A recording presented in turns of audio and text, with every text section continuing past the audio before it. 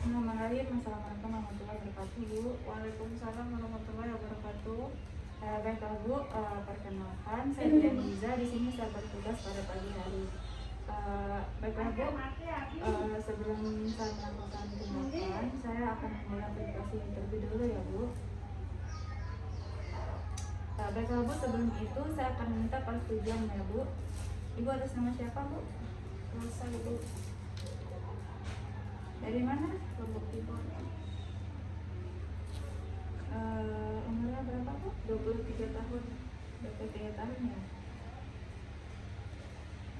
Baiklah, Bu. Ibu boleh katakan di sini.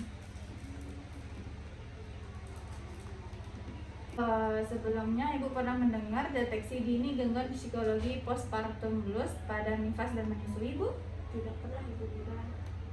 Baiklah, Bu. Jadi di sini saya akan menjelaskan mengenai postpartum blues merupakan gangguan mood atau efek ringan sementara yang terjadi pada hari pertama sampai hari ke-10 setelah persalinan ditandai dengan tangisan singkat.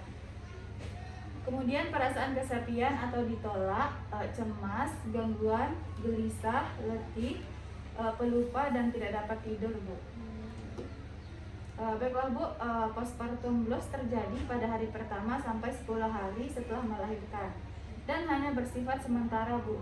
Dengan gejala gangguan mood, rasa marah, mudah menangis, sedih, nafsu makan menurun, sulit tidur. Keadaan ini akan terjadi beberapa hari saja, Bu.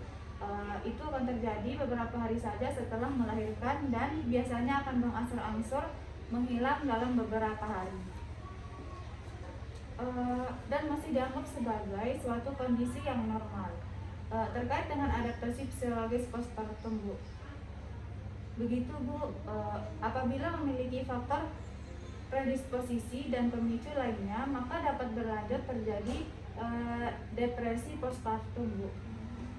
Kemudian, Bu, saya akan menanyakan kepada Ibu, apakah Ibu pernah mengalami gejala postpartum blues seperti mudah tersinggung dan marah? Saya sering mudah tersinggung tapi saya nggak tahu itu gejala apa. Gitu, Bu ya. Kemudian, Bu, ada juga ini saya mau menanyakan, apakah Ibu pernah mengalami gejala postpartum blues seperti Ibu pernah merasa sedih dan menangis berulang kali tanpa sebab? Ada sebabnya Ibu. Apa itu? Panen. Begitu ya, suami Ibu kerja? Iya. Ya, Bu. Kemudian saya akan menanyakan, apakah Ibu pernah mengalami gejala postpartum blues seperti khawatir, cemas, dan gelisah, Bu? Tidak, Bu. Baiklah, Bu. Kemudian mohon maaf ya, Bu, pertanyaan saya begitu banyak. Selanjutnya, depresi postpartum blues. Gejala yang ditimbulkan yaitu kehilangan harapan, kesedihan, mudah menangis, tersinggung, menyalahkan diri sendiri, kehilangan energi, berat badan menurun, insomnia, selalu dalam keadaan cemas, sulit berkonsentrasi, Ibu sakit kepala dan hebat. Ya, Ibu sakit kepala yang hebat, kehilangan minat untuk melakukan hubungan seksual dan ada ide bunuh diri. Bahaya ya, Bu ya. Iya, bahaya, tapi ada kok cara mengatasinya depresi postpartum blues seperti itu. Yang pertama ada psikoterapi, kemudian yang kedua ada pemberian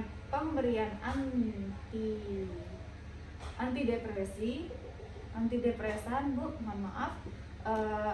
Kemudian cara mengatasi depresi postpartum blues secara alami yaitu yang pertama itu Ibu harus istirahat yang cukup. Kemudian ceritakan kondisi Ibu pada orang terdekat seperti mertua Ibu, sahabat-sahabat Ibu. Ibu juga bisa menelpon suami Ibu kalau suami Ibu lagi di luar negeri. Kemudian iya, nelpon dah, Bu, kalau Ibu merasa kesendirian. Kemudian jangan menyendiri, Bu, bahaya buat Ibu. Kemudian selanjutnya ada juga Ibu harus mengurangi melakukan pekerjaan rumah. Ibu boleh sewa pembantu atau apa ya, Bu ya, biar Ibu nggak kecapean sendiri. Kemudian juga saya mohon maaf ya, Bu, mau menanyakan lagi. Saya akan menanyakan pada Ibu, apakah pernah Ibu mengalami gejala depresi postpartum blues seperti sulit tidur walaupun sangat lelah? Saya iya sih pernah. Baik Bu. Kemudian saya juga akan menanyakan apakah Ibu pernah mengalami gejala depresi postpartum blues seperti tidak nafsu makan Bu? Pernah? Baiklah Bu. Kemudian apakah Ibu pernah mengalami gejala depresi postpartum blues seperti mudah putus asa Bu? Kemudian apakah Ibu pernah mengalami gejala depresi postpartum blues seperti serangan panik-panik gitu Bu? Pernah? Nggak pernah ya Bu? Syukur dah. Kemudian apakah Ibu pernah mengalami gejala depresi postpartum blues seperti tidak mampu membuat keputusan? Nggak pernah ya Bu? Kemudian apakah Ibu pernah mengalami gejala depresi postpartum blues seperti merasa gagal menjadi seorang ibu? Enggak, saya selalu berhasil menjadi seorang ibu. Iya, alhamdulillah Ibu, syukurlah. Banyak soalnya anak-anak sekarang yang tidak mampu menjadi seorang ibu kalau dia nikah muda. Kemudian Bu, apakah Ibu pernah mengalami gejala depresi postpartum blues seperti merasa kesepian dan kesendirian? Enggak. Ibu harus mendekatkan diri ya Bu kepada mertua Ibu kalau Ibu merasa kesepian. Baiklah Ibu, apakah Ibu pernah mengalami gejala depresi postpartum blues seperti tidak pernah tertarik untuk melakukan hubungan seksual gitu? Tidak. Ya nggak boleh dong kalau gitu Bu, kalau ada suami kita harus melakukan. Iya Bu. Kemudian apakah Ibu pernah mengalami gejala depresi postpartum blues seperti merasa kewalahan dan tidak mampu melakukan kegiatan pada siang hari Bu? Tidak Bu. Syukur dah. Kemudian apakah Ibu pernah mengalami gejala depresi postpartum blues seperti mempunyai pikiran yang aneh-aneh bahwa bayi akan lebih baik tanpa dirinya Bu? Enggak Bu. Ibu banyak pertanyaan. Iya Bu, mohon maaf memang kayak gini Bu. Kalau Ibu mau masuk ke klinik saya harus banyak pertanyaan biar saya tahu. Mohon maaf Bu ya. Ini Bu, ini juga apakah Ibu pernah mengalami gejala depresi postpartum blues seperti mempunyai rasa bersalah yang berlebihan terhadap sesuatu gitu? Enggak. Syukur dah. Kemudian mohon maaf ya Bu. Kemudian apakah Ibu pernah mengalami gejala depresi postpartum blues seperti tidak merasa senang dan kelahiran bayi Ibu dan tidak memiliki bonding engagement? Enggak Bu, saya selalu bersyukur dengan anak saya. Alhamdulillah kalau gitu Ibu adalah ibu yang baik, yang hebat, yang pernah saya temukan. Iya dong.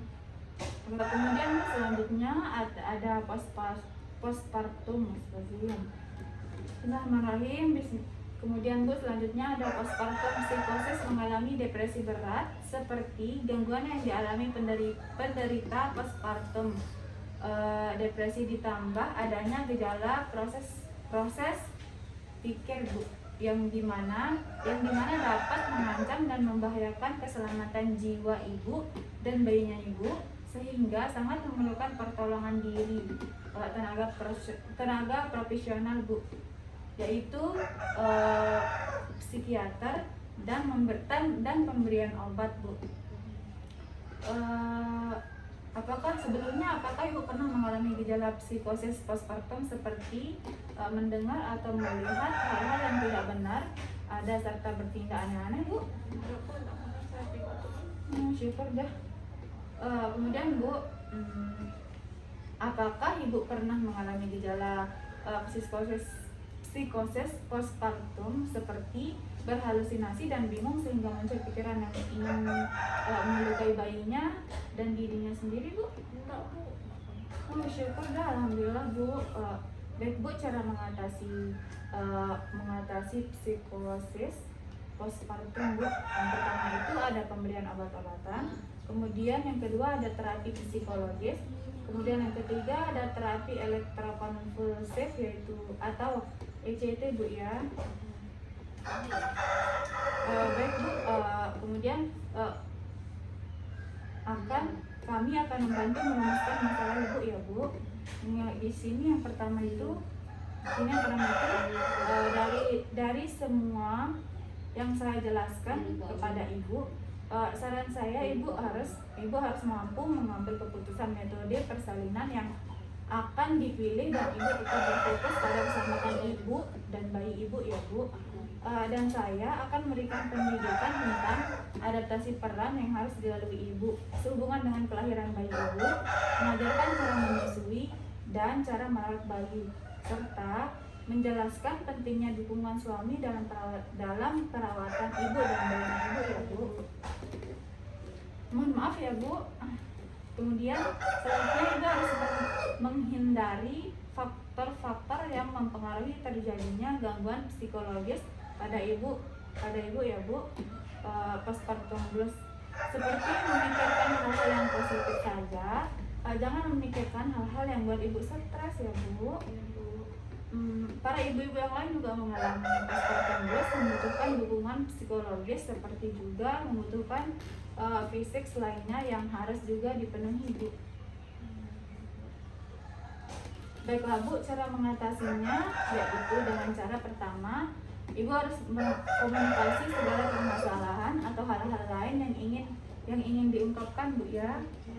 Kemudian yang kedua, dibicarakan rasa cemas yang dialami ibu. Kemudian yang ketiga, ibu harus bersikap tulus ikhlas dalam menerima aktivitas dan peran baru setelah melahirkan Bu ya. Kemudian yang keempat, ada bersikap fleksibel dan tidak terlalu perfeksionis dalam mengurus bayi atau rumah tangga ibu. Kemudian Bu, ada juga selanjutnya itu yang kelima, ibu harus belajar tenang dengan menarik nafas dan meditasi Bu ya. Kemudian yang keenam, ada kebutuhan istirahat, harus cukup istirahatnya ibu harus cukup, tidurlah ketika bayi ibu tidur ya Bu. Kemudian selanjutnya yang ketujuh, ibu harus berolahraga ringan, seperti senam-senam biasa Bu ya, di depan rumah ibu. Kemudian ada bergabung dengan kelompok ibu-ibu baru, teman-teman ibu ya Bu. Kemudian yang ke-9, ada dukungan tenaga kesehatan. Yang ke-10, dukungan suami, keluarga, teman-teman ibu, dan juga mertua ibu. Dan juga yang ke-11 Bu, ada ibu harus konsultasikan diri ibu kepada dokter atau orang profesional agar dapat minimalisir faktor resiko lainnya Bu ya, dan ibu dan membantu melakukan pengawasan Bu. Baiklah Bu, hanya itu yang dapat saya jelaskan kepada ibu. Mohon maaf Bu ya jika ada yang kurang jelas Bu. Tapi sebelumnya apakah ada ibu belum pahami? Ibu bisa paham semuanya. Alhamdulillah kalau gitu Bu ya. Baiklah Bu, jika ada yang ibu mau konsul, ibu boleh kembali lagi ke kebutuhan Bu ya. Baiklah Bu, agar lebih paham kita sama-sama baca alhamdulillah Bu. Alhamdulillah. Baiklah Bu, ibu boleh pergi. Hati-hati ya Bu.